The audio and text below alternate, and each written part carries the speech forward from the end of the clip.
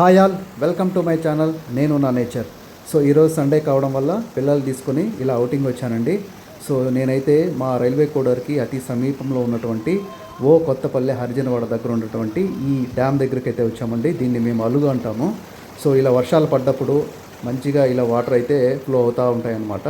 So ఇక్కడైతే మొత్తానికి అలుగు దగ్గర కొంతమంది ట్రెడిషనల్ పద్ధతిలో చేపలు పడుతూ ఉన్నారన్నమాట.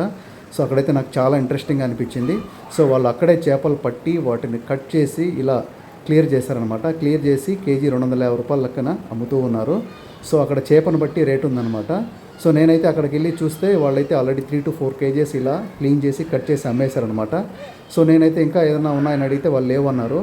సో అక్కడ దూరంగా ఒక వ్యక్తి అయితే కనిపిస్తున్నాడు కదా మీకు, ఆ వ్యక్తి దగ్గర అయితే కొన్ని చేపలు ఉన్నాయి. దాదాపు 2 కేజీల చేపలు ఉన్నాయి.